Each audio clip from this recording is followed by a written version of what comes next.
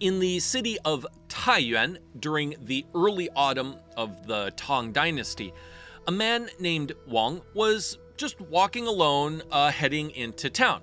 So he got there before the morning markets had opened, and the streets were still covered with this hazy mist. Now, from a distance, he saw a girl, maybe 16, carrying this big package that she could barely manage. She was walking barefoot, and she was alone. Now, her hair was totally unkempt, but her face had this remarkable beauty. Her skin was as pale as fresh rice flour, and her eyes luminous even in the morning mist, and her lips kind of curved with this softness that drew the gaze.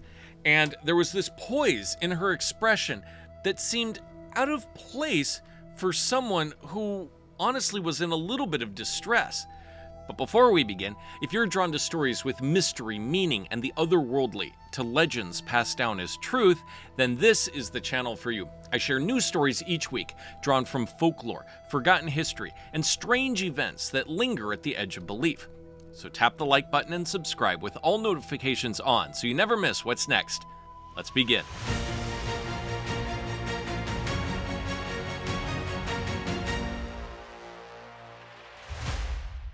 So Wang approached, and kind of a mix of curiosity and concern, he asked her, "Where are you headed?" And then she murmured, "My parents, they sold me to this wealthy household. The wife there beats me. I couldn't take it anymore. I ran the whole night to escape." And Wang kind of took a step back and studied her. Her voice trembled, but he did see that there were these light bruises on her wrists. So he thought, well, whatever happened, she's alone now, and she needs my help. So he says, "Okay, come with me. You can rest at my study, just until you're safe." She looked up at him and nodded, but she said, "Okay, you have to promise me. You can't tell anyone. I can't have anyone know where I am, not even your wife." He agreed. So she lived in secret for several days.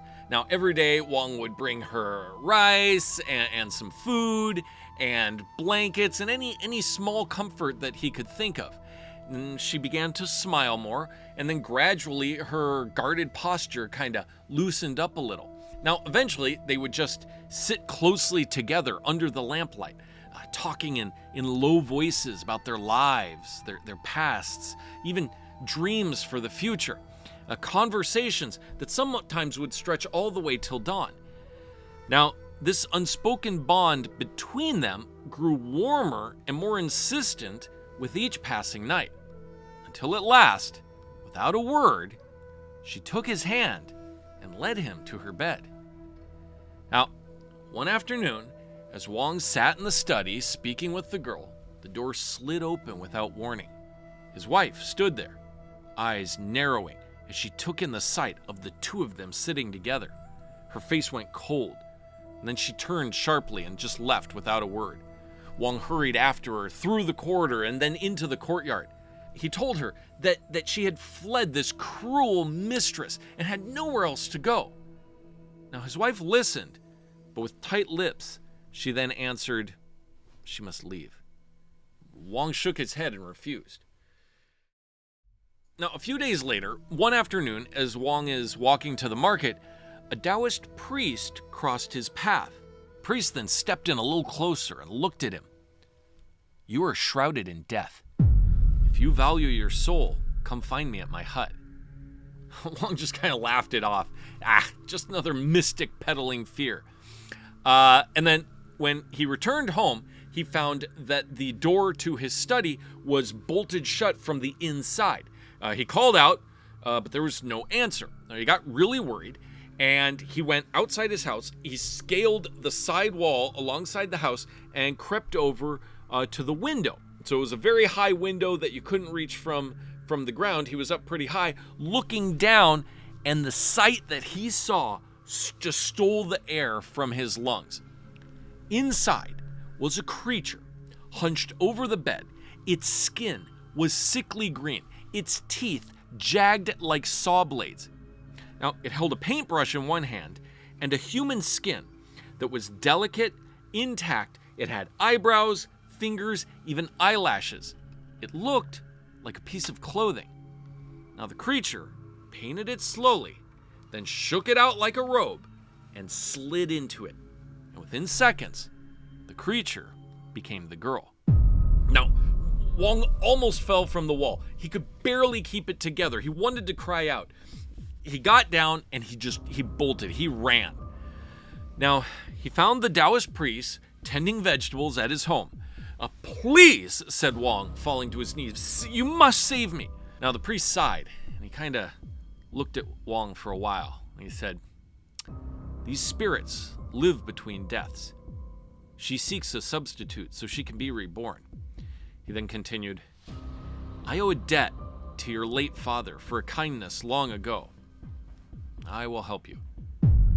He then handed Wong a fly whisk made of yak hair and said, hang this outside the room. If you do that, she cannot pass. I will then meet you tomorrow at the temple of the Azure Emperor. Now, that night, after the girl went to sleep, Wong locked the study door and placed the whisk outside of it, and then locked himself inside his own bedroom with his wife. Now, they could not sleep, and around midnight, they heard footsteps coming from the study, and then silence. Now, inside the study, the girl stood still, eyes locked on the door. She gritted her teeth, feeling this invisible force pressing against her chest and shoulders. This strong energy that seemed to push her back every time she tried to step closer. It was as if the air between her and the door had hardened, and she could not bring herself to touch it.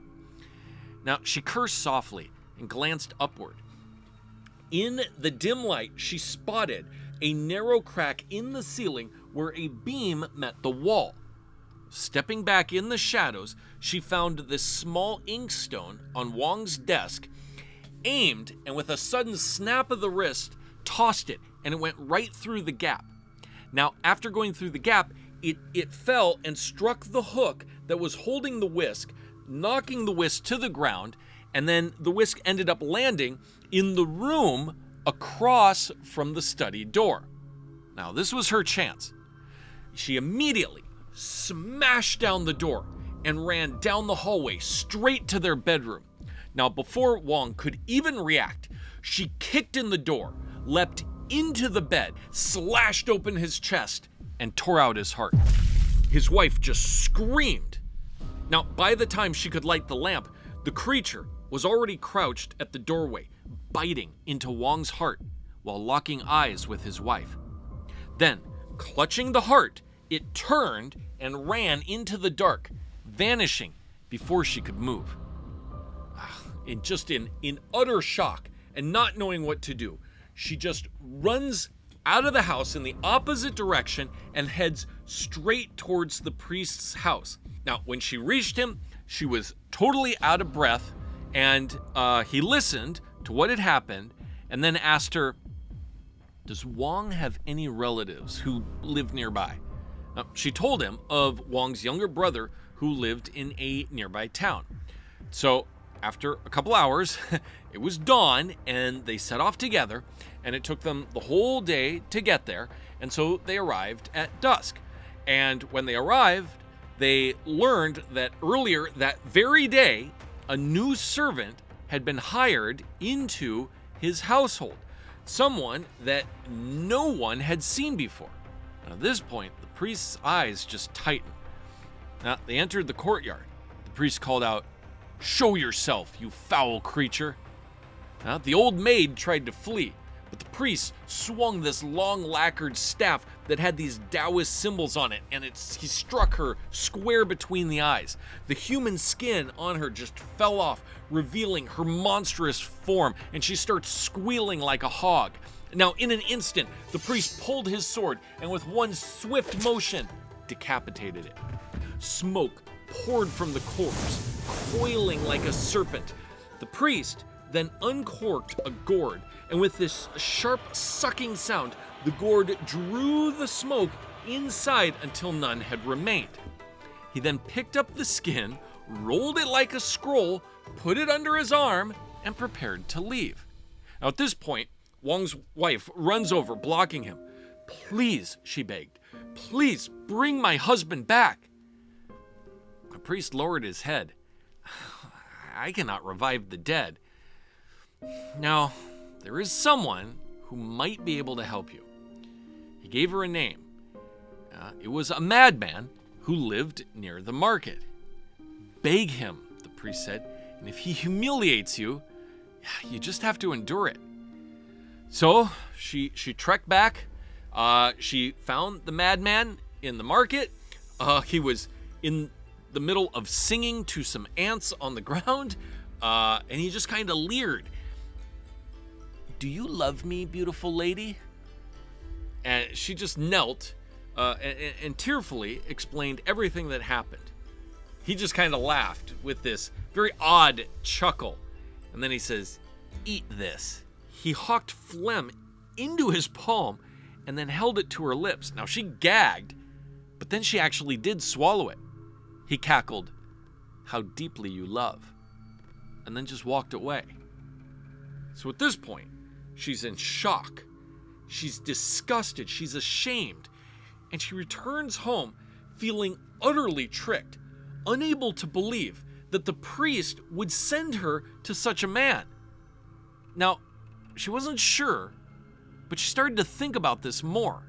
She started to think the priest and the madman must have been working together the whole time. Now, she wasn't sure what was going on or what they were after, but the thought just chilled her. Now, the humiliation was just like this cloud around her, and she replayed the counter in her head over and over in disbelief as she walked home. Now, when she got home, she had to prepare Wang's body for the funeral by herself, because no servant would come remotely close to that bedroom. So, leaving her alone with the body in this dim, cold room, she just started to get his clothes ready, get him prepared. Now, the wound itself was horrific, and every time she touched his lifeless skin, she couldn't stop thinking about the priest and the madman.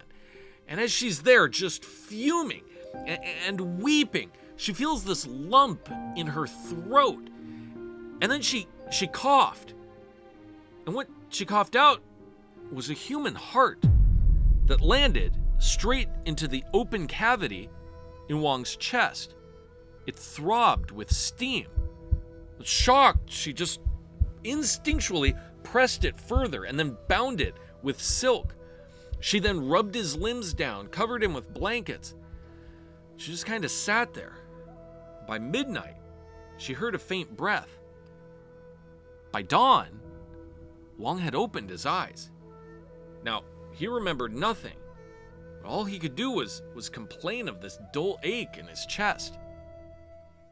This story warns us, what looks like beauty may be a disguise.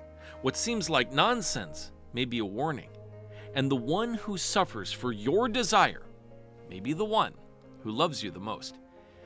Now, before you go, if you'd like to see more stories like this and are willing to help me grow the channel, make sure you like this video and check that you're subscribed with all notifications on.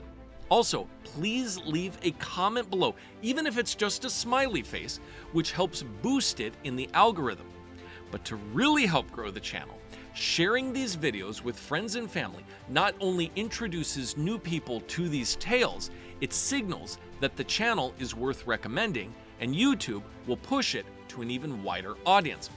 I love telling these stories, but for me to continue, the channel needs to grow, and you are part of that growth. Every share, like, and comment gives me the chance to bring more of these tales to life. Thanks for listening, and I'll see you in the next story.